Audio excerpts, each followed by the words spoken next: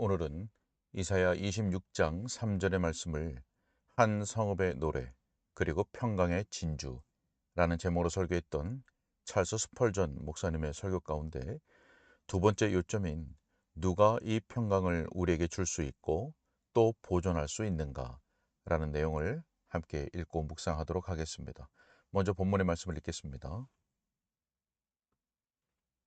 주께서 심지가 견고한 자를 평강하고 평강하도록 지키시리니 이는 그가 주를 신뢰함이니이다. 아멘. 설교 내용을 읽도록 하겠습니다. 자, 이제 또 다른 문제에 대해 말하고자 합니다. 오직 누구만이 우리에게 이 평강을 줄 수 있고 또한 그것을 우리 속에 보존할 수 있을까요? 그 대답은 이 노래의 다음 소절에 있습니다. 주께서 심지가 견고한 자를 평강하고 평강하도록 지키시리라. 자, 보십시오. 하나님이 이 평강을 우리에게 주실 수 있으며 또 그것을 우리 안에서 유지하실 수 있습니다. 그 대답은 하나이며 분리될 수 없습니다. 제가 이 말을 하는 동안 여러분 중에 어떤 이들은 이렇게 말합니다. 저 목사님은 매우 높은 차원의 삶의 방식에 대해 말씀하시는군. 우리가 어떻게 그런 수준에 이를 수가 있지?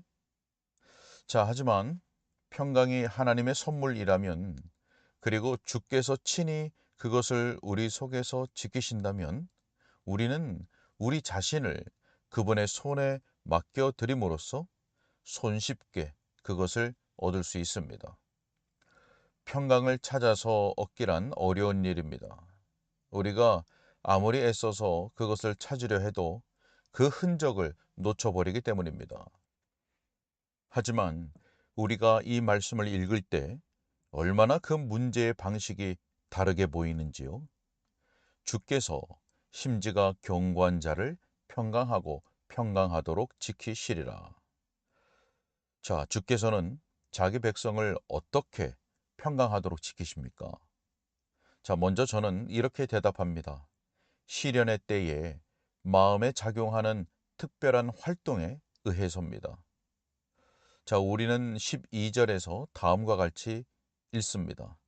여호와여, 주께서 우리를 위하여 평강을 베푸시오리니 주께서 우리 모든 일도 우리를 위하여 이루심이니이다. 자, 만일 이것이 그러하다면 우리는 주께서 다른 모든 일들 중에서 우리 안에 어떻게 평강을 이루시는지를 이해할 수 있습니다. 인간의 마음에 작용하는 하나님의 활동이 있습니다. 그것은 신비하여 측량할 수 없지만 그 결과는 매우 명백합니다. 그 결과들 중에는 마음의 평온, 영혼의 평화가 있으며 그것은 다른 어떤 방식으로도 올 수 없는 것입니다. 주께서 평강하고 평강하도록 지키시리라. 우리 마음의 창조주는 그의 성령으로서 어떻게 마음에 작용해야 하는지를 잘 아십니다. 여러분이 마음과 의지의 방향을 자유롭게 선택하여도 주님께서 그 뜻대로 여러분의 마음과 의지를 움직이십니다.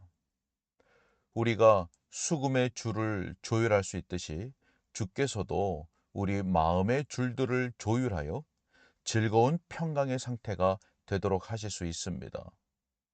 하나님의 말씀과 말씀에 대한 우리의 묵상에 의해서뿐만 아니라 그분의 직접적인 작용에 의해서도 주님은 인간의 영혼이라는 깊은 바닷속에 평강을 창조하실 수 있습니다. 주께서는 외적인 수단들과 별개로도 인간에게 임하시어 가장 고상한 목표를 위하여 그들에게 영향을 끼치실 수 있습니다. 말씀 묵상과는 별개로 저는 갑작스럽고도 직접적으로 하나님께로부터 오는 독특한 고요와 평화를 받은 적이 있습니다. 거센 물결을 헤치며 지나갔던 몇 번의 경험이 기억납니다. 바람은 거칠었고 제가 탄 작은 배는 어느 순간 물결의 높은 곳으로 치솟았다가 다음 순간에는 순식간에 가장 낮은 곳으로 떨어지곤 했습니다. 그때 벼랑간 마치 여름날의 저녁처럼 모든 것이 고요했습니다. 마치 어느 외딴 고지대의 작은 마을에 안식일의 평온함이 찾아오는 것과도 같았습니다. 제 마음은 즐거웠습니다. 완벽한 평강 속으로 들어갔기 때문입니다. 저는 여러분의 경우에도 틀림없이 그런 일을 경험한 적이 있으리라고 생각합니다. 일반적으로 우리가 이 평강에 들어가는 것은 하나님의 약속에 대한 묵상에 의한 것임을 저는 인정합니다. 하지만 이따금씩은 그것과는 별개로 우리가 그 이유와 원인을 알지 못하는 와중에 마음에 작용하시는 하나님의 영의 분명한 활동에 의해 벼랑간 우리가 어둠에서 빛으로 미끄러지듯 들어갈 때가 있습니다. 자, 하지만 통상적으로 주님께서 그의 백성을 완벽한 평강으로 지키시는 것은 특정한 숙고의 과정을 통해서이며 그것이 그분이 무한한 지혜로 의도하신 방식입니다. 자, 예를 들어 죄에 대한 생각이 떠오르면 그것이 우리를 동요하게 할 수 있습니다. 하지만 우리가 성경의 기록대로 그리스도께서 우리 죄를 인하여 돌아가신 것을 숙고할 때 그 불안을 잠재울 수가 있습니다. 주 예수님께서 그분의 죽으심으로써 그를 믿는 모든 백성을 위해 온전한 대속의 제물을 하나님께 드리신 것을 숙고할 때 우리는 그것을 숙고함으로써 즉시 완벽한 평강의 상태로 들어오게 됩니다. 혹은 일시적인 시련이 마음을 어지럽힌다고 가정해 봅시다. 그것으로 인해 불안해진 사람이 성경을 읽고서 그 환란이 율법적인 형벌로 찾아온 것이 아니라 아버지의 사랑의 징계로 온 것임을 알게 될 때 그때 시련으로 인한 쓰라린 슬픔은 사라집니다. 사람이 그의 모든 시련들이 합력하여 선을 이루는 것을 알면 불만족의 모든 이유들이 제거됩니다. 그 사람은 그를 둘러싼 불행에서도 선이 있음을 주목합니다. 정녕 그는 주께서 어디서든 활동하고 계심을 인식하며 따라서 의심 없이 섭리의 계획을 받아들이고 마음의 화평을 누립니다. 사랑하는 친구요, 이 말을 믿으십시오.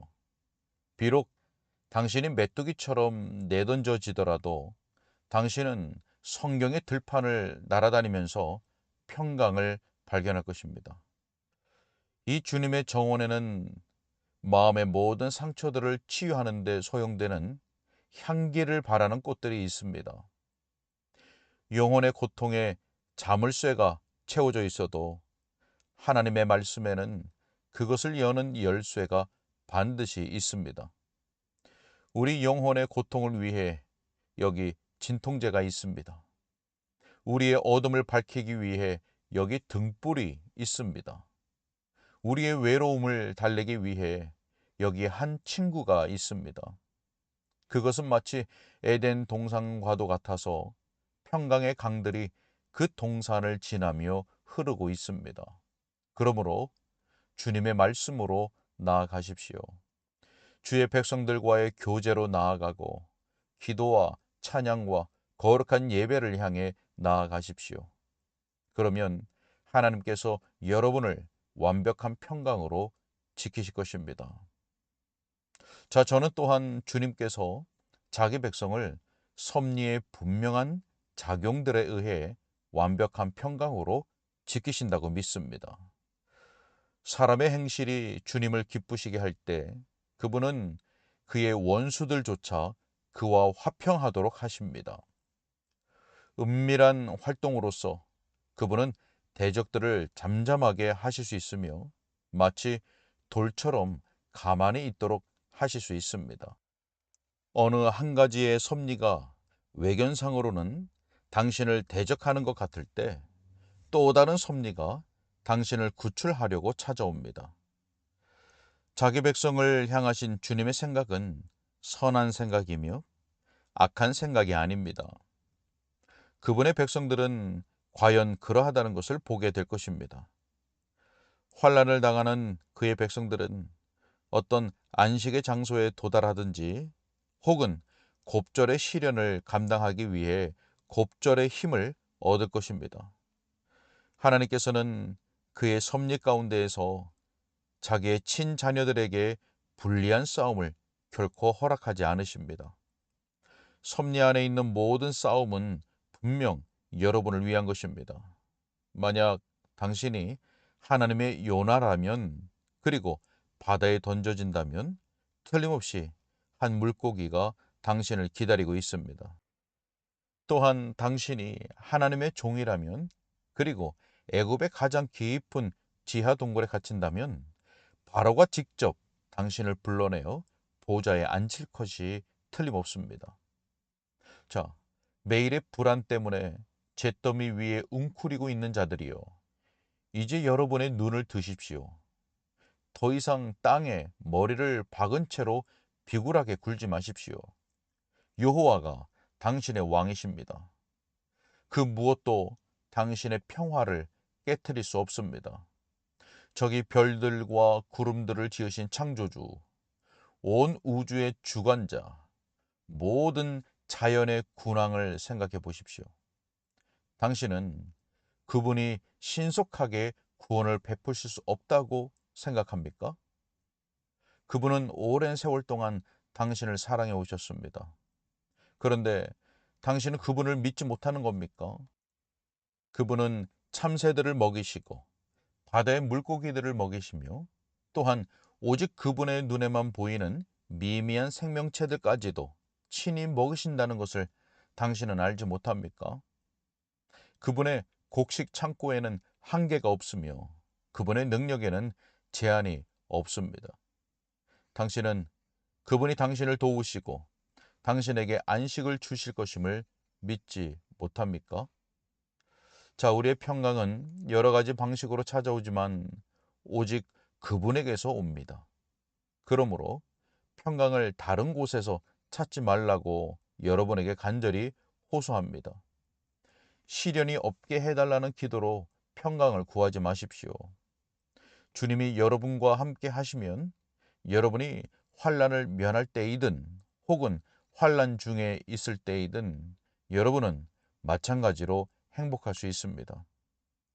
마음을 무디게 함으로써 혹은 영혼의 문제에 무관심함으로써 평강을 얻으려 하지 마십시오. 그래서는 안 됩니다. 당신이 괴로움을 겪을 때 당신은 그것을 느껴야 합니다. 하나님은 그렇게 되길 원하십니다. 당신은 그것을 느끼면서도 온전히 평강을 누리는 법을 배워야 합니다. 철학을 통해서나 이성에서 끌어낸 어떤 사상들을 통해서나 혹은 경험에서 이끌어낸 지식을 통해 평강을 얻을 수 있다고 상상하지 마십시오. 당신이 완벽한 평강이라는 달콤한 물을 길어낼 수 있는 우물은 오직 하나입니다. 그 우물의 테두리에는 이러한 고상한 글이 새겨져 있습니다. 오 여호와여, 주께서 심지가 견고한 자를 평강하고 평강하도록 지키시리라. 자, 하나님이 주시는 그러한 평강은 우리로 하나님을 닮게 합니다. 그 평강은 그분의 사랑으로 우리를 채우고 우리로 하여금 그분의 거룩하심을 따라 행동하도록 만듭니다. 그런 와중에 우리는 그분의 궁전에서 살 수 있도록 준비되어집니다. 그 궁전은 모든 방에서 영원한 평강이 향기를 바라며 그 모든 구조물이 영광으로 장식된 궁전입니다. 아멘. 오늘은 여기까지입니다.